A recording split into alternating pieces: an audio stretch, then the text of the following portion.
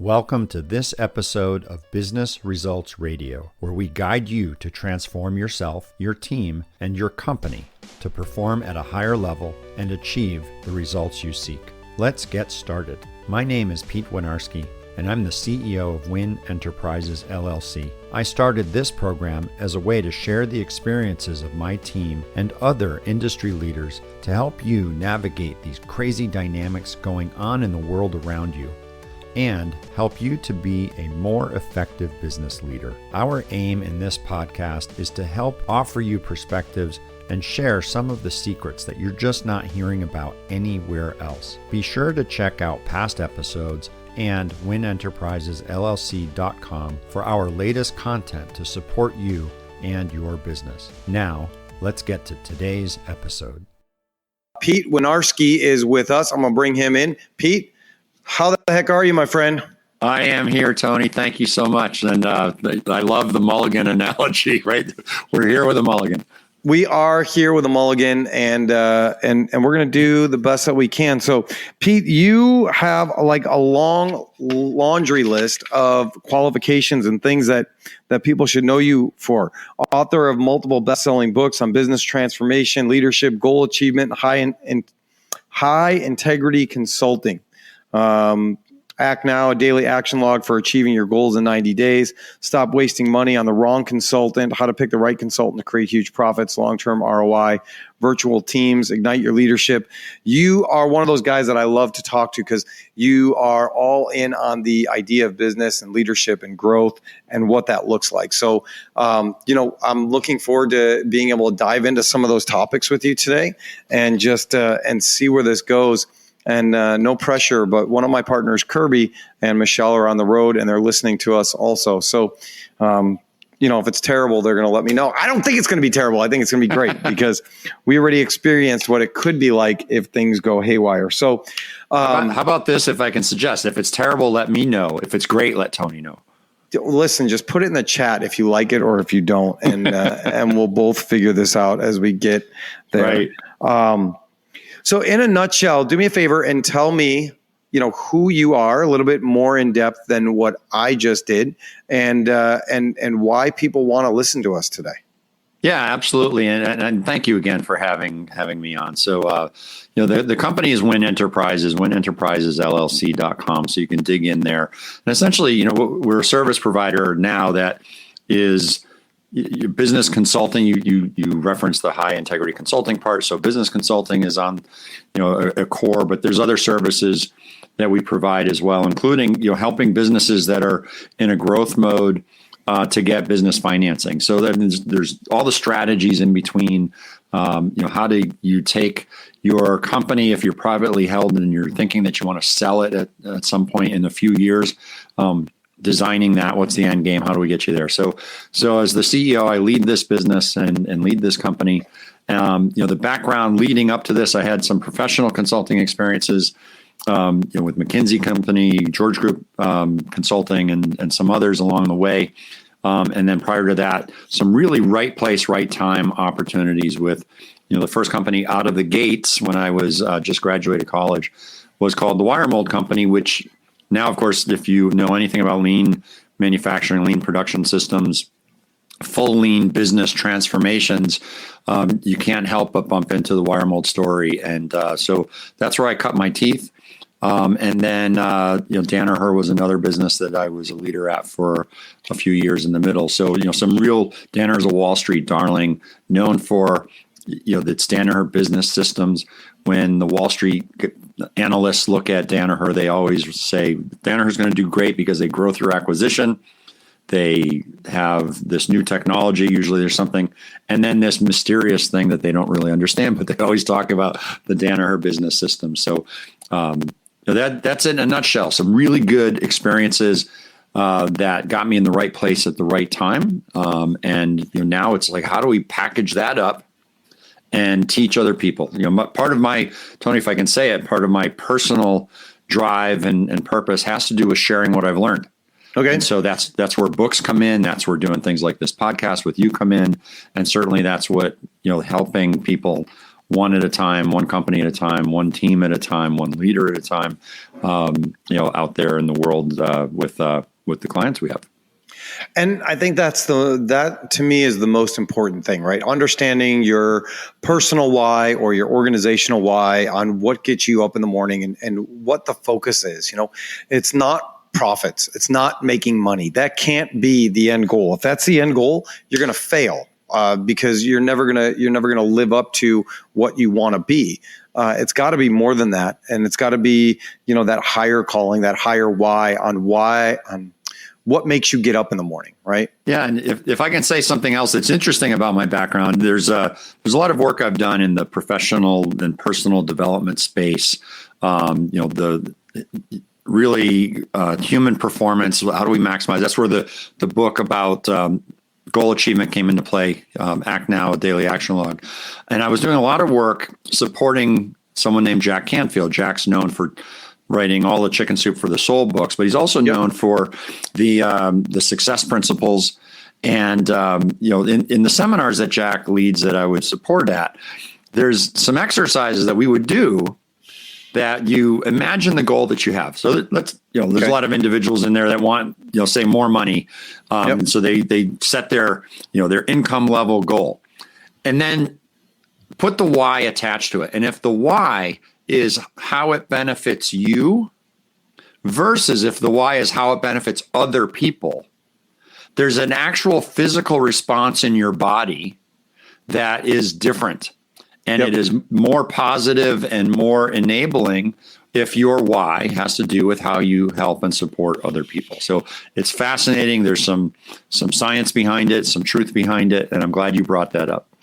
Well, we talk about that all the time. If you're, especially with my kids, if you're in a funk in your life or, things don't seem right or you got a little bit of depression, if you can go out of your way and serve somebody else and do something for somebody else, it automatically lifts you up. Like you feel better. A part of that is you stop putting the focus on yourself and you realize that there's other people in the world that you need to take care of, and you get a positive response back from them. And if you're stuck in that funk and you've got this mindset, then everybody can feel that energy also. Right. It's not a feel good kind of thing. Your feelings, your emotions, everybody's got them, but it's not, there's a real energy that you put off to people and it's contagious. So if it's a positive energy, it's a negative energy, you can feel that. There's those people that you want to be around and there's people that you don't want to be around. And they could say the exact same thing. It's just what are they bringing into the space and into the room and into the conversation?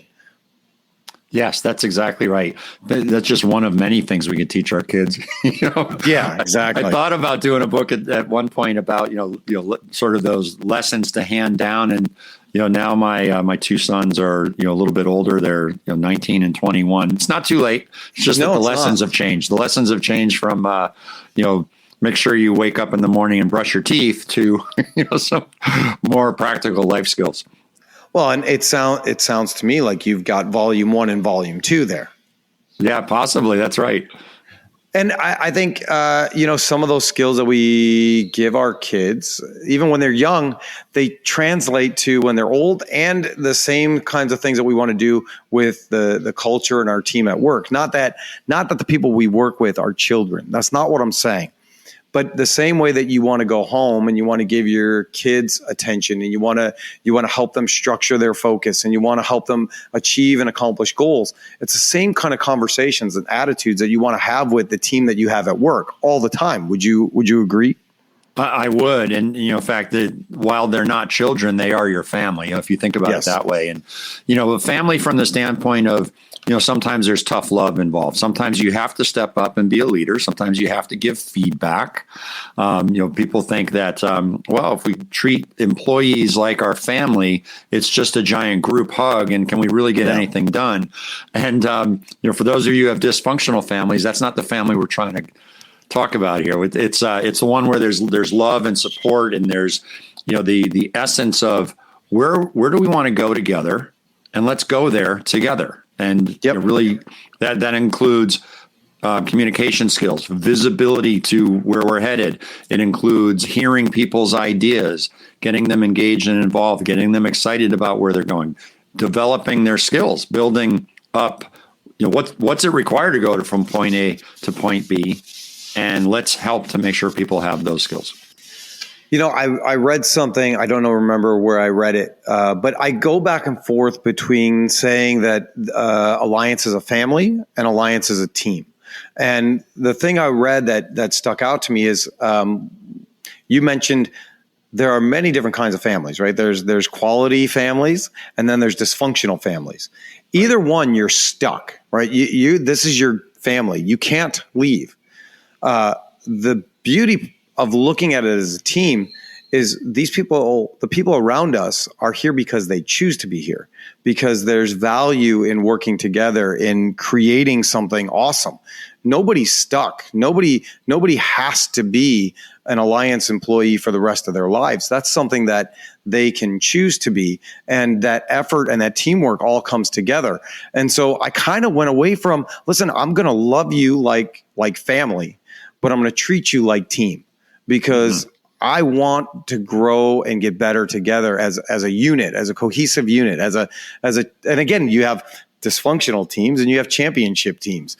I want to work and thrive in an organization as a championship team with that singular focus of how do we win together? What does that look like? And defining those things that are wins for us as an organization. Yeah, and even that championship team, if pick your sport, there's a season, and you're the champion of that season, and then there's a renewal. You have to go through it all over again. If it's baseball, you go back to spring training. You go through the exercises of getting the team that might be dysfunctional at the beginning, injury plagued or whatever the case and the metaphor might be, and you've got to find ways to get people to back each other up. Find a way to if that person's not able to step in, who's covering for them? This is where cross-training and all of these other themes really come into play. A lot of I did a lot of baseball coaching when the kids were younger, and certainly there were teams that I had at the beginning of the season that didn't win a lot of games, but we were learning and putting the building blocks in place so that by the end of the season, when the playoffs started, we were better than we were before. And I've had other coaches say, wow, you got your team to play over their level.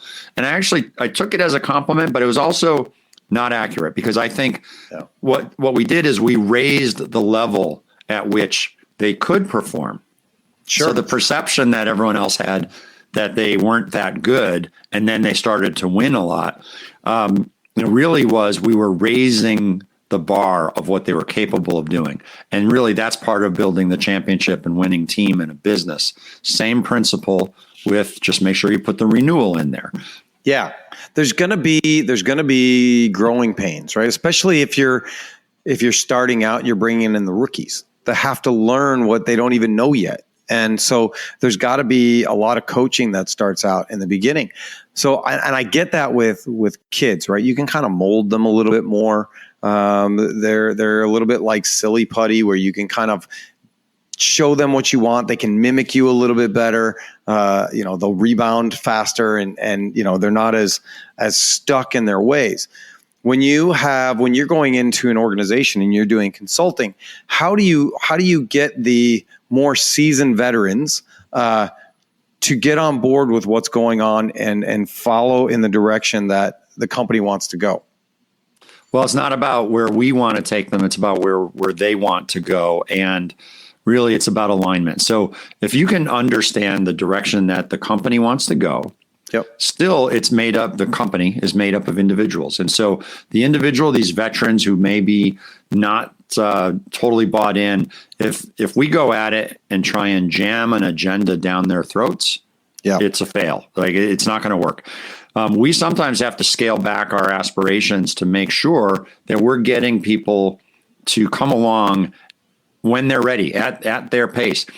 So it's about meeting them where they are, which sometimes isn't where you want them to be, but then taking them where either they want to go because their goals are aligned, or we know because of our expertise and our background what would be a higher level of success for them, and help guide them there. And we guide them there through little wins, listening, solving their problems. So what's important to them, and demonstrating that the concepts, either that the company wants to go or the ideas that we know can help them, but they just haven't had that the epiphany yet, that to give them the wins along the way so that they get excited and then buy in.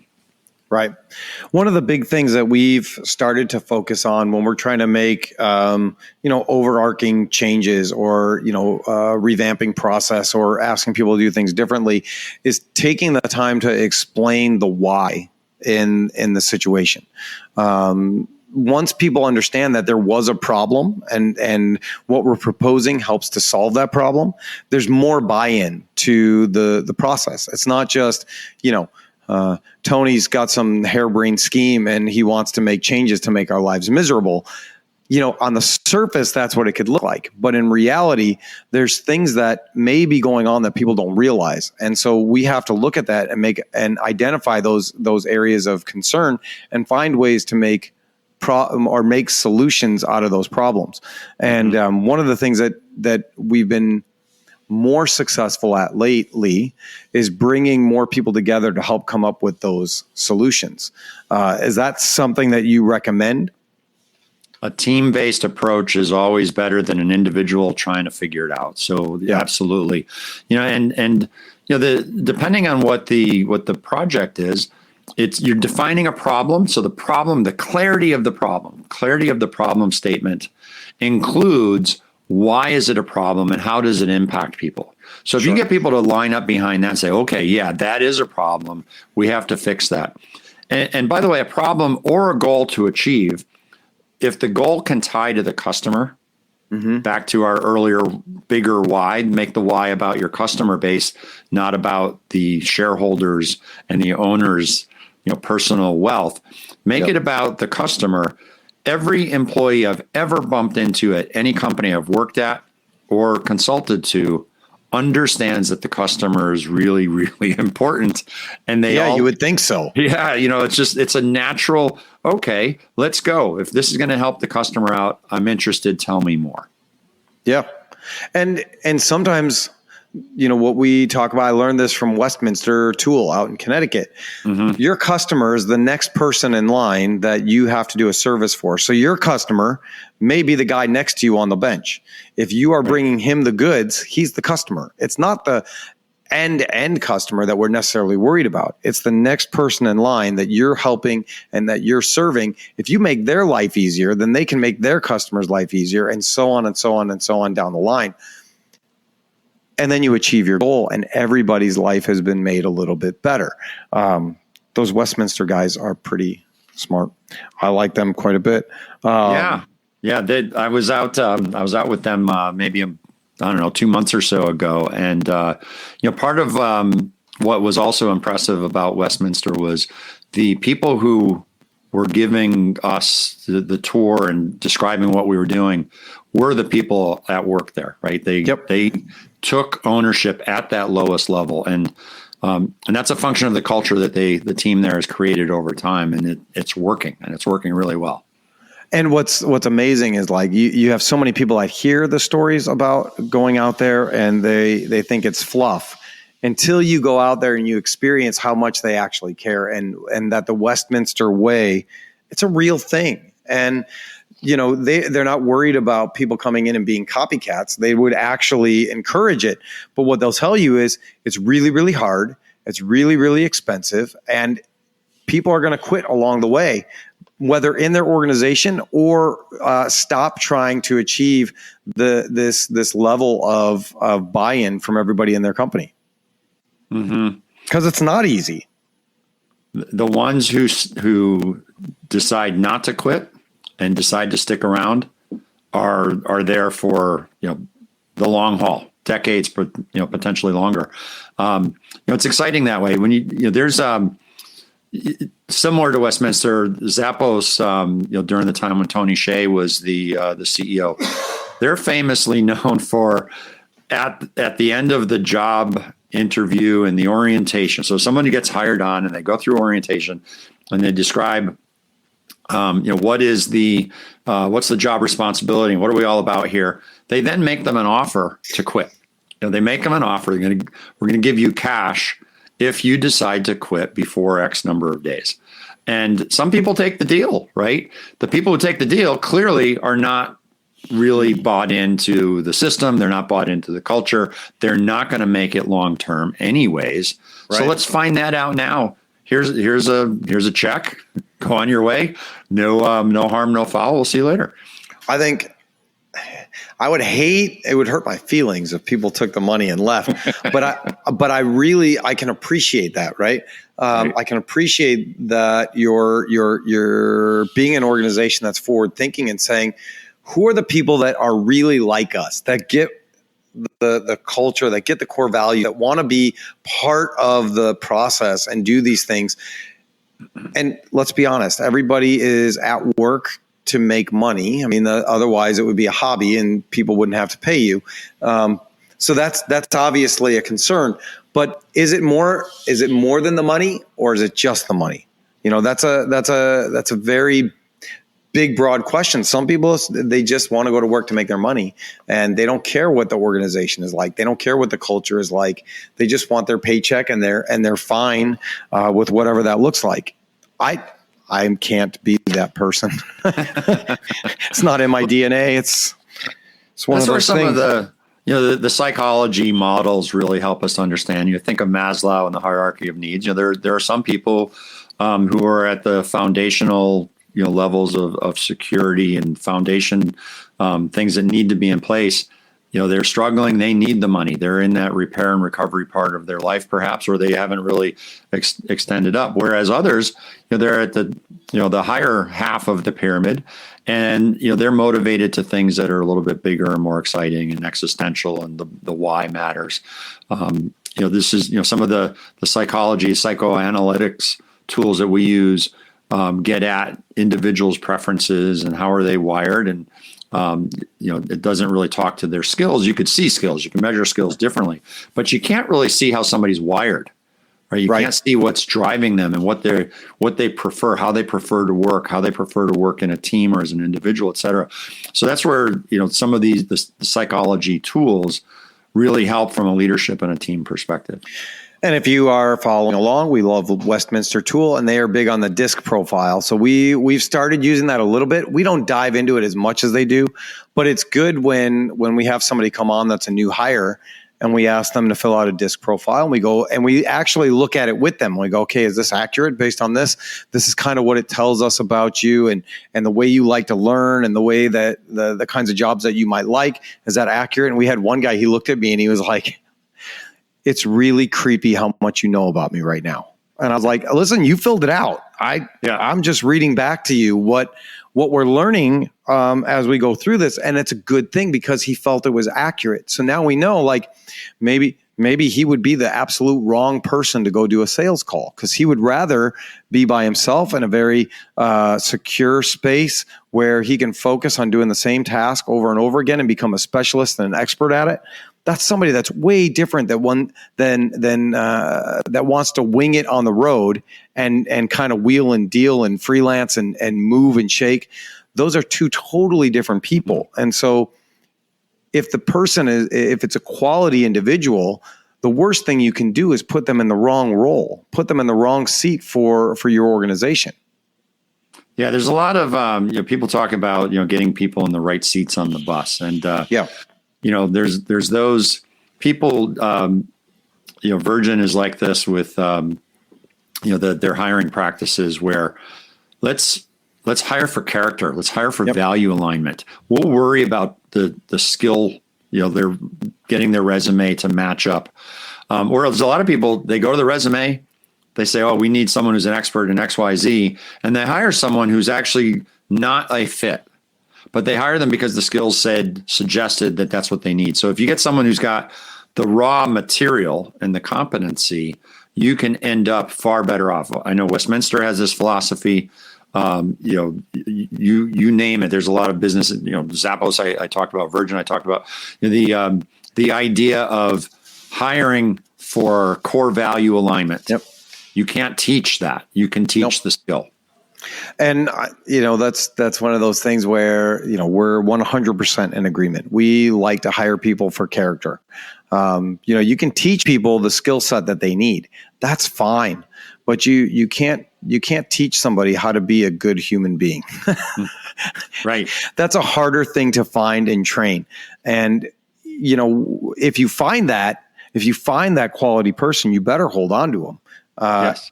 And most organizations have enough different areas that you can take somebody and you can fill them into a different role. If they're not succeeding in one space, but they're a quality person, you can move them into a different role within the organization. That way you're holding on to somebody who's gonna be there, that gets it, that has those core values, that are there for the real purpose, not just, the end of the day, the end of the week, the paycheck. There's more behind them. And that's a quality person that you can't pass up on. Yeah, there are definitely people who are the right person for your company. Yep. That happen to today be in the wrong job for their skill sets, their motivations, their preferences, et cetera. And so if you have the flexibility and can move them out of the role into a role that is a good fit for them, then it's a win for them. It's a win for you. What a lot of businesses do is they say, well, that person's failing, we'll have to kick them out. And they lose a great resource. Whereas if they could position them, in a different spot. Now, sometimes you don't know because, leaders don't always know their team members very well. And so it really is incumbent upon the team leaders or the leaders of the organization to get to know the people on their teams and on their extended teams better than they do perhaps today. And that requires a little bit of extra attention. It requires conversation. It requires giving them a stretch challenge and seeing how they perform. A lot of times when you talked about the team-based problem solving and implementing and doing it as a team, there's a lot of times where I've seen team members that were, not that they weren't thought of highly, but they just weren't thought of, if that makes sense. Sure. Yep. And then they excel in that new environment. Like, wow, here they are over in the corner just doing an adequate job every day. And then you put them in this other environment and they excelled. Yep. And it's such a crazy thing because you find that thing that makes people's eyes light up, right? Maybe they feel like they're stuck and this is the only job that they can do. And once they are given more authority or more responsibility, more creativity, more ability to flow and adjust to what they need to do, it's invigorating for a lot of people. Some people don't like that. And again, that's where you got to know your people, right? Some people like to have everything laid out. They need that schedule. They want to be, they want to just have it all laid out in front of them. Other people want to be able to freelance and flow and do those things. So how do you do that? I mean, we've got all these bullet points that we're going to talk about. How do you improve your team? How do you improve that leader performance? Yeah, well, we were talking about, some of the psychographic, tools. You mentioned DISC as one. We happen to use Insights Discovery. I was a Myers-Briggs user for decades. And then I've taken all the tests. They're so much fun. Yeah. And I'm kind of a junkie that way too, right? Yeah. And I learned something. You go through and you're like, oh yeah, that makes perfect sense. That's me. Right.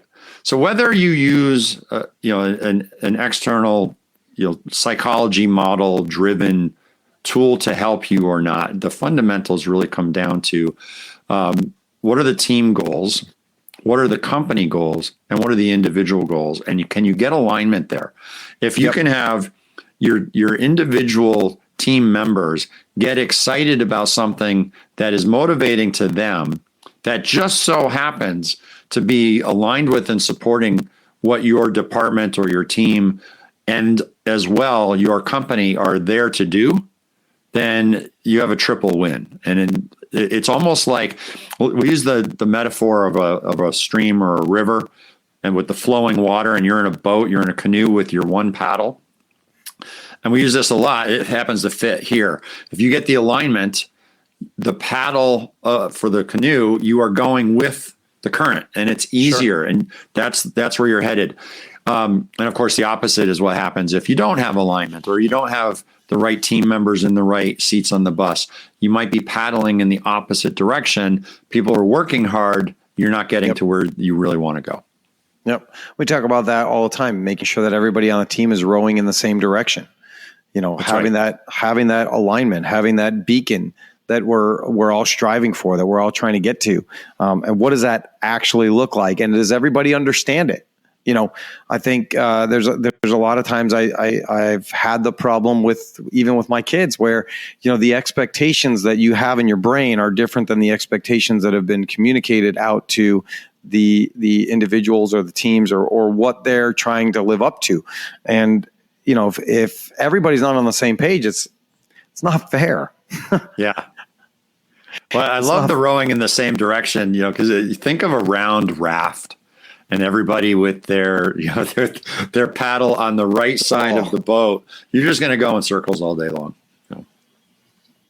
And I'm guessing, correct me if I'm wrong, that's how you would encourage people to create culture.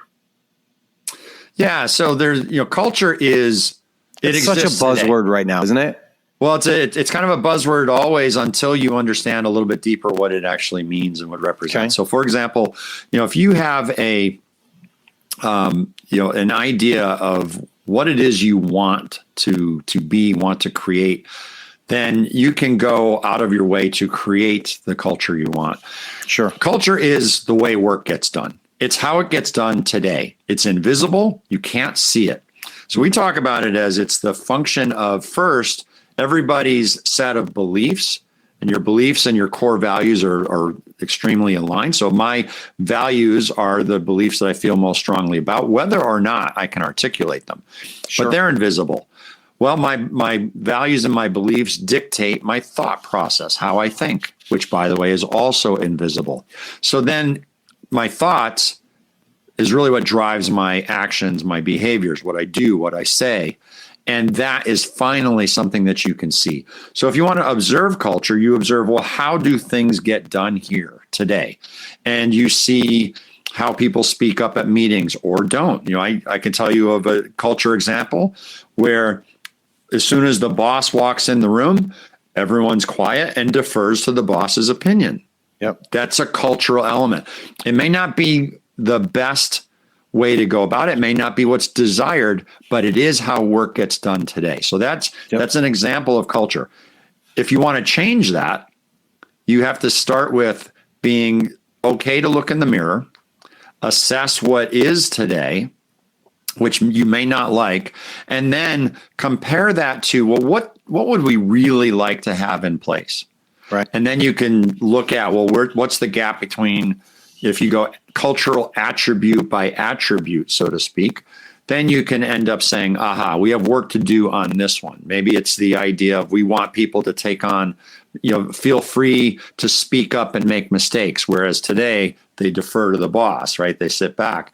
Well, if that's what's really happening, then there are some behavioral things that you need the boss to do, and there's behavioral things that you need the team to do. Right. In order to adjust the behaviors, though, you've got to go deeper. You've got to go, well, what are the thought processes that are driving the behaviors? Things like it's not safe to speak up in a meeting. Okay, yeah. Well, why is that? Well, because someone got yelled at or whatever, right? And you could start peeling it back, and then you find, okay, here are some of the root causes to address. Let's reward and enhance the behaviors we want to see, and let's step on the behaviors we don't want with first gentle feedback, but then it may have to, you may have to turn up the volume on some things. And I love that. And I think some people make the mistake of forgetting that every organization, every family, every group of people currently today has a culture, right? That's right. Just like dysfunctional families and well-rounded Norman Rockwell families, everybody falls in that spectrum somewhere. So wherever you're working, there is a culture. You may not like the culture. It may not be a positive culture. It may need some work that gets done in there. But there's a living, breathing culture that that's there. And sometimes you have to realize that you as an individual may not fit in this current culture, and it's never going to change. That organization is never going to change. And you can sit there and wait for it to change. But if the leadership team, if it's a bad culture, it's probably just a boss, right? Let's be honest. If the head doesn't see the issues, that culture is never going to change. Yeah, you mentioned the bad boss. Unfortunately, there are bad bosses out there. Bad boss is not. It's a rating or a label given to by their team, so by the subordinates. People quit bosses more than they quit jobs. So it's really important to make sure that leader and team relationship is solid. If you don't like the culture today, you can choose to leave. Yep. Right. I mean, that's always a choice that we have. And unfortunately, culture is really hard to change because you need support all the way up and down the organization in order to pull it off. It's like there's been times. I was going to ask you this exact question. Right. If you're a member of a company, you're an employee of a company, how do you get the boss to realize that there's things that you're seeing that maybe could use some tweaking? How do you get the boss to see that maybe they're that person that stifles a room and says, no, we're just doing it my way, or speaks up on top of people? How do you get them to realize that without losing your job? Yeah, that's where relationship really matters. And so even though you're in this example, I may be the employee who has a boss who is behaving badly. I need to establish a relationship with that other person that is safe for me to say something. Sure. And so I will build trust over time. I will build a relationship that I do give feedback and it is received, and I do it in a way that, I don't get slammed, and that every time that happens, it's a win. There's a very good chance that an individual would love to hear some feedback because in the absence of feedback, they have no idea something's happening. So part of this starts with, a chosen belief inside of me, which might be, I'm going to choose to believe that, Tony, let's say that you're my boss, and this is so just to put names at it and take it out of, hypothetical. All right, Tony responded in a certain way, and I saw the impact to the other employee. I'm going to make the assumption that Tony doesn't know he did that, so I'm going to go chat with him, and then I'm going to be really soft, permission based, which is, hey, Tony, do you mind if I share something that I observed? Sure. Wow, I'm interested. Tell me more, right? So that, hey, would it be okay if I gave you some feedback? Yep. Oh, interesting. Maybe, right? But the point is it's built over time. I think this is why a lot of times when there are cultural rifts, or if there's a particular team within an organization that's kind of culturally misaligned with where you want the business to go, that's how consultants get called in, because it's a lot easier for me as an outsider to provide feedback. There's a few of the culture shifting engagements we've done at companies came from first our observations, but then the conversation went to, hey, I want you to be aware that this sort of behavior exists. Right. And would you agree that that's probably not the behavior that you really want? Like, right. Well, yeah, absolutely. How do we fix that? And then we get into a conversation about it that might lead to, let's redefine, kind of a bigger, let's redefine the culture we want, and let's make it a big exercise to get people's beliefs, thinking, and then behaviors to realign to what it is we want. Do you ever, I'm sure you, ever is a very broad term. How often does it happen where you get brought in to do some consulting or look at a company's culture or dive into trying to help them in some way, where you go through all the process, you spend time with them, you dig in, you make some observations, and they say, listen, you're just wrong. Thanks, but no thanks, because they're so ingrained in their methodology and their process. Well, I think on day one, you could hear those words. As you get into it, though, people's guards tend to come down and they open up their eyes because of the dynamic, very similar to what I just described. Hey, would you be willing to hear some feedback? Do I have your permission to share something that I just observed? Language like that. On day one, we've got situations all the time, even if it's not a culture engagement. The engagement might be, go and improve productivity or improve the effectiveness of a team, or reduce lead time, or help with cost reductions, or whatever it might be. There's some other business objective, and within that, we can't help but see cultural attributes at play. Yeah. And when those cultural attributes aren't totally supportive, we may even identify, whoa, that leader of this group, maybe they're a vice president, maybe they're an executive, maybe they're a president, whatever their title might be. If we're able to see it, it still doesn't mean that we cannonball into the swimming pool with feedback. We say, okay, let's figure out, how do we message this so that they will accept and listen to the message. So things like surveys come into play. Anonymous surveys are really helpful. Even interviews. We as external people can interview and summarize the interview and keep the who said what out of it. But say, hey, the way that you're perceived is X. Right. Like, well, and the early days might be, well, they have it wrong. Right. Okay, maybe so. But why do they perceive it differently then? And let's clarify the problem statement and identify the gap to fix. And so it might be, wow, you really do have everything that they want. They don't realize that you have it. Right. So what's the problem to solve? Making them aware of what you have. Maybe it's not in the right format. Okay, so how do we get you to adjust the format to make it useful to who? Your internal customer. Exactly. Bringing things full circle.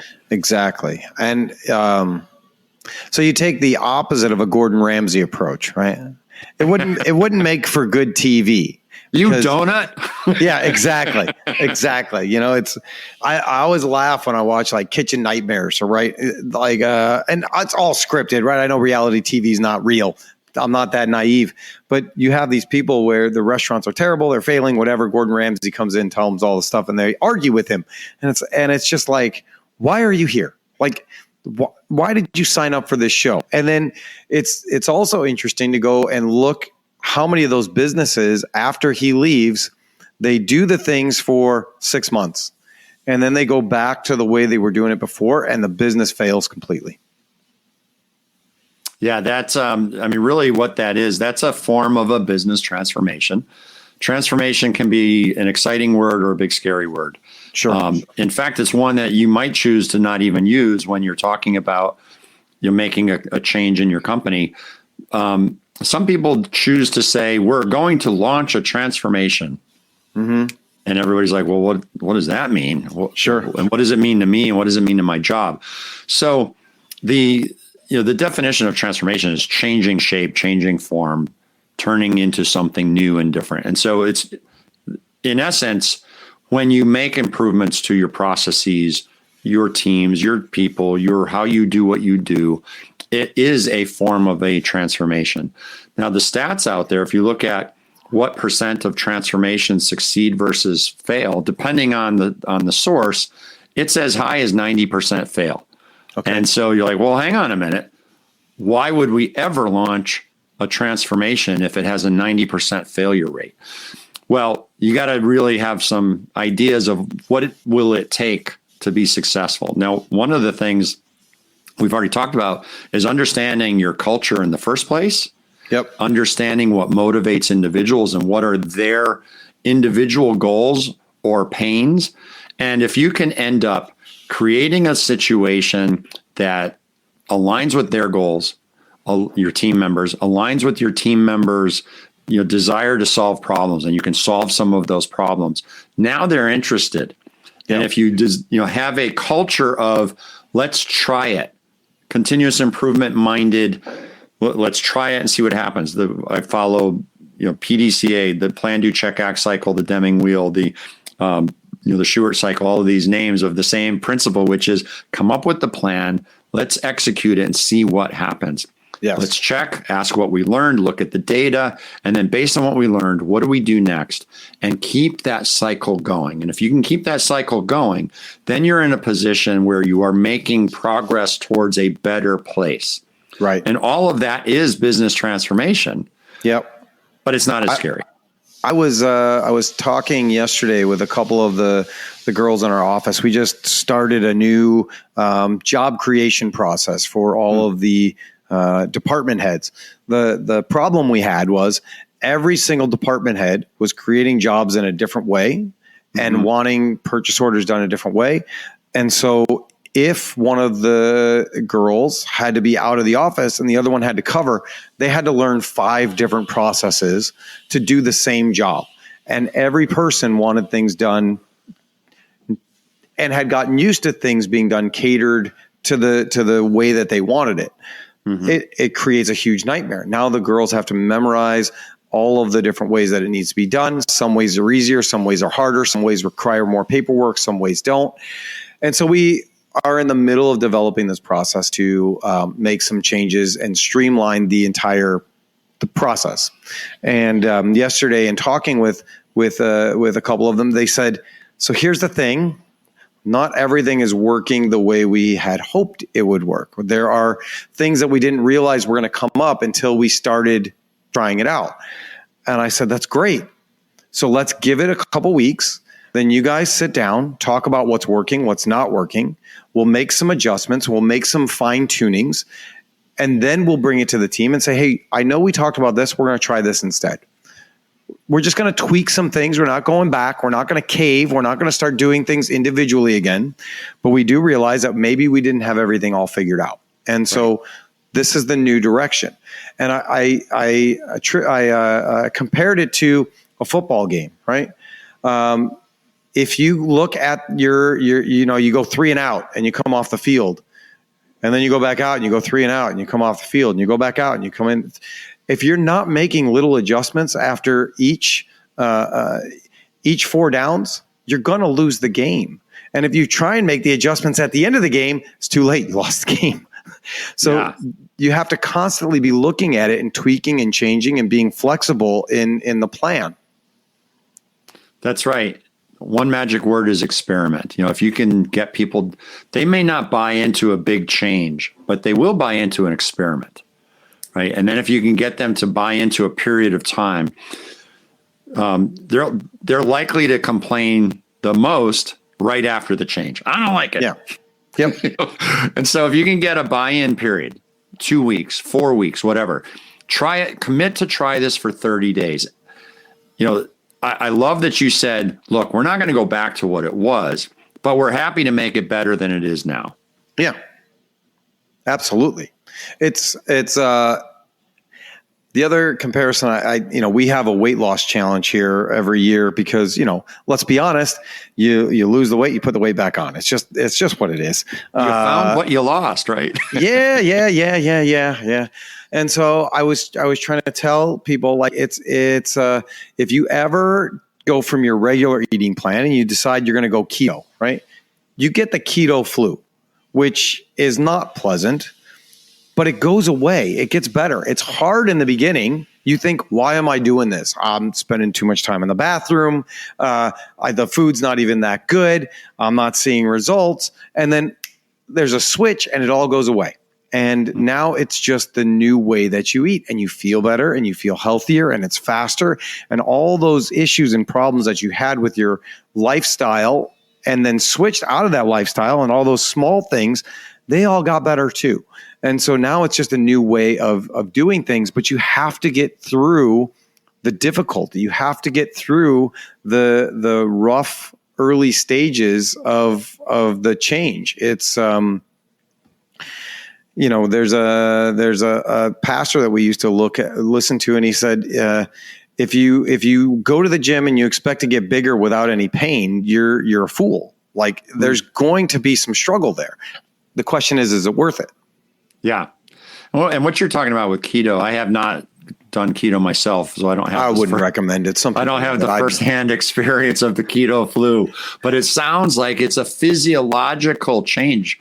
It's not even just a mental change. So right. a lot of times what happens, people's resistance comes up and they complain about a change, and it's a resistance just based on their own internal comfort.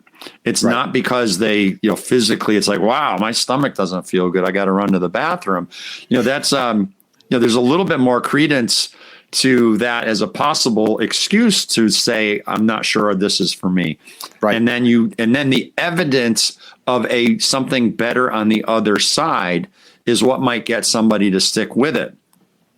The idea of creating breakthrough results, breakthrough performance, the idea of breaking through, it means you have to go through. You have to go through the change, the experience, maybe it's the no pain, no gain in the gym environment. Sure. You don't have to hurt yourself, but you may get uncomfortable. And that's back to the beliefs. Discomfort may be okay. Yep. And change is inevitable either way. It's either going to be positive or negative. Things don't stay the same forever. I know you have a hard cap at 2:30 our time, 3:30 your time. And we always end every show with prayer because I think it's really, really important. Great. And it's my show. And so I can do that. And so if you're listening and you have any prayer requests, go ahead and put those in the chat, and we will make sure to add those in. Pete, do you have any prayer requests for us? Oh, thank you for asking. I have, a friend of mine, he lost his wife, recently. And his name's Bill. So let's just give Bill some guidance and support and some love. Send it his way. No, that's, I'm sorry to hear that. Hopefully they're doing okay. So I'm going to pray for us, and then we can wrap up. So Heavenly Father, thank you for this opportunity to talk with Pete. Thank you for bringing a new person into my life that I can have a relationship with.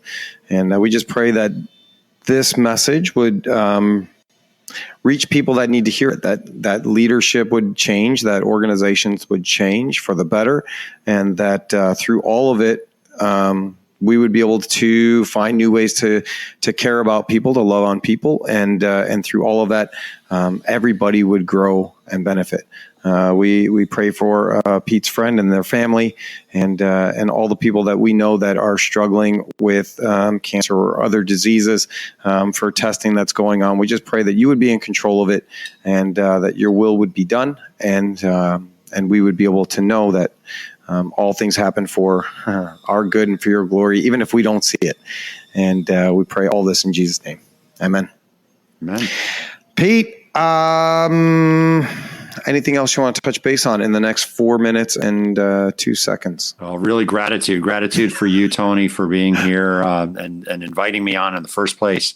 I love what you're doing, and I think it's important, you and not just what your company does with plastics and molding and all, just, those are hard goods and products. And the thing is, as we were talking about before, that what you do creates products that people use, and it helps them. And so, there's a ripple effect that takes place in the world. So you do it through your company, you do it through this podcast, and I just appreciate you for being out there.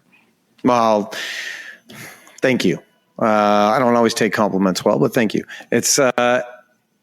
I love doing this podcast because I have the opportunity to talk with people like yourself and other business owners and share what's actually going on in the world and what's going on in my world, in my heart, and introduce an audience to people like yourself. So if you guys want to know more about Pete, again, he's got books on business transformation, on leadership, on goal achievement. And he also has his own podcast, the Business Results Radio. So real quick, how do people find Business Results Radio? Yeah, well, two ways. Our company website is winenterprisesllc.com, and there's a podcast link there. But also businessresultsradio.com. Then you can catch up that way. The the nice thing about Business Results Radio is we try and keep a rhythm of interesting conversations as well with people who are looking either to make a bigger imprint on the world, or they are doing something interesting, or have had great business results, or might have a nugget of knowledge that will help business leaders. So that's the idea behind that podcast. Well, maybe this is what I do. I just invite myself to other things. Maybe some point we can play together. Yeah, maybe we can play in the same sandbox, row in the same direction, however you want to put it. But I wouldn't say I'm an expert at much, but I would love to come on and chat with you at some point. And that's my own self-invitation. It's amazing how many times I do that. It's a self-plug that sounds great. I think it'd be fun to do. All right, Pete, thank you. We made it. I'm going to get you out of here with a minute and 30 seconds to spare. So thank you for your time. Thank you for your effort. Thank you for giving back and really helping businesses and organizations achieve what is really success. And that's important. So many ways, so many reasons, especially now when we're trying to make sure that American manufacturing continues to grow and flourish. So thank you for all your effort. And if you guys need to get a hold of Pete, his information will be in the chat and all of the links and everything on our show notes. And thank you, sir. All right. Thank you so much. I appreciate you, Tony, and your team. All right. Have a great day. You as well. Thanks for listening to this episode of Business Results Radio. Remember to share this episode on social media or directly with people that you think would benefit from it. And if you're willing, subscribe to this podcast and give us a 5-star rating. Go ahead and do this now while you're thinking of it. I also want to invite you to visit businessresultsradio.com. And if you want to learn more about the Win Enterprises team or about the services that we offer to help you and your business to thrive, visit winenterprisesllc.com. Thanks a bunch, and we'll catch you again soon.